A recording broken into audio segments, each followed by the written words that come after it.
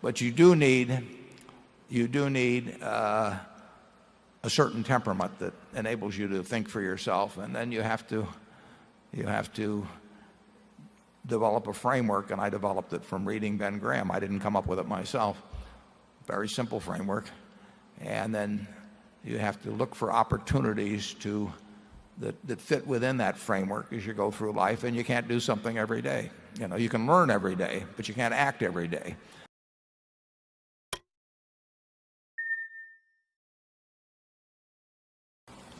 I'm Dudley Schroeder from Council Bluffs, Iowa. When you were younger, what first sparked your interest in investing, and what advice would you give a younger person if they wanted to invest in the stock market? Thank you.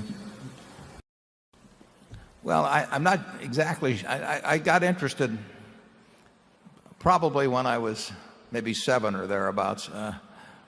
I wasted my time before that. It's a little like W.C. Fields. When he inherited some money, somebody asked him what he did with it, and he said he spent half of it on whiskey and the rest he wasted.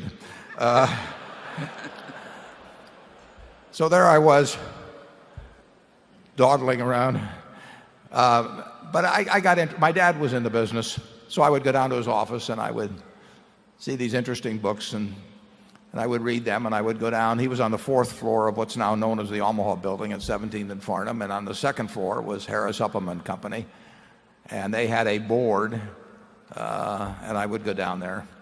The market was open on Saturdays in those days, so I could, for 2 hours, so I could go down on Saturday, and I saw all these interesting things going across the tape, and I just read a lot. I probably took every book in the Omaha Public Library, and every book they had on investing, or the stock market, basically. I was very interested in the New York Stock Exchange. I thought maybe I'd want to become a specialist when I grew up, and maybe I still will. But I took all the books out. I read them. And finally, when I was 11, I bought 3 shares of stock. And I didn't know. I was fascinated by the subject. My dad got elected to Congress, so now the library became even bigger.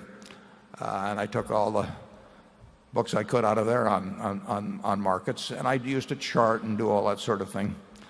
And then finally I read Graham's book when I was at the University of Nebraska, The Intelligent Investor, when I was 19, and that just changed my whole framework. But the advice I would give is to read everything in sight, and to start very young. It's a huge advantage in almost any field to start young, and if that's where your interest lies, and you start young and you read a lot, you're going to do well. I mean, there are no secrets in this business that only the priesthood knows. I mean, we do not go into temples and look at tablets that are only available to those who have passed earlier tests or anything. It's all out there in black and white. It's a simple business. It requires qualities of temperament way more than it requires qualities of intellect. I mean, if you've got more than 125 IQ, you can throw away the rest of the points or give them to your other members of the family or do something, because you don't need it in investing. But you do need a certain temperament that enables you to think for yourself, and then you have to develop a framework. And I developed it from reading Ben Graham. I didn't come up with it myself. Very simple framework.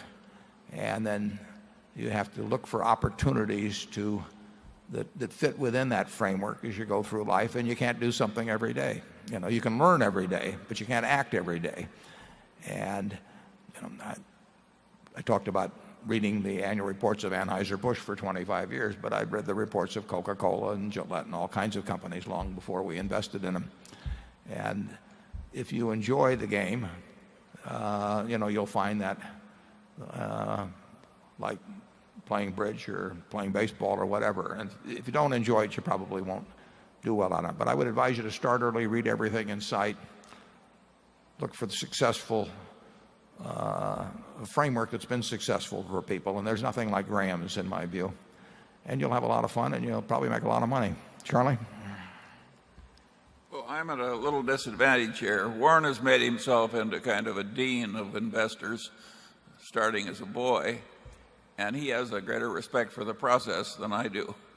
I have a good bit of Keynes's attitude that money management is sort of a low calling compared to being a surgeon or a lot of other things.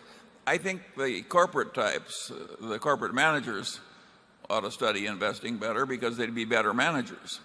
And I think that everyone who thinks about through the investment process learns more about how the world really works. And I think that's very worth having. But I do not like as big a percentage of GDP as we now have going to money management and its attendant frictions. And I don't like the percentage of the nation's brain power that is now in all of these different forms of highly compensated money management.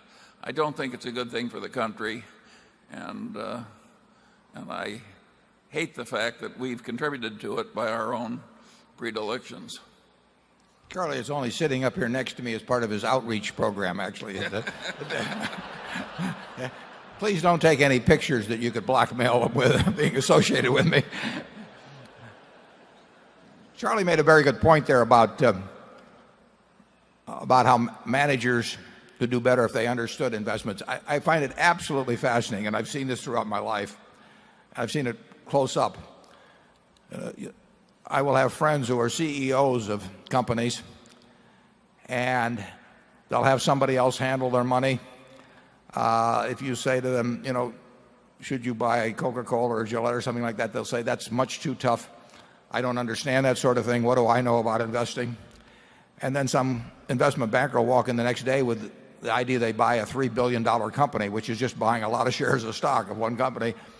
And they'll run through some little 2-hour presentation and turn it over to a strategic planning group and think that they are then the ones that should make that decision as to whether to buy multi-billion-dollar businesses when they really don't feel they're qualified to make $10,000 decisions with their own money. And it's extraordinary what you see in corporate America in the acquisition activity. It's a little like they say about making sausage and making laws. It's better unobserved. Charlie, you have any further thoughts on that? You've seen a lot of it with me. Well, I do think that the present era has no comparable precedent in the past history of capitalism. I think we have a higher percentage of attention of our intelligent classes into buying little pieces of paper and trying to get rich doing it, and in promotional activities with big profit sharing fees. I can recall no past era which had a similar concentration of this type of activity. Can you, Warren? No, but I think you would say probably too that when we've seen sort of baby versions of this, something subsequently happened. Oh yes, if you want to talk about what are the future implications, a lot that I see now kind of reminds me of Sodom and Gomorrah. And we weren't there, incidentally. I mean, no, but there's a published account. And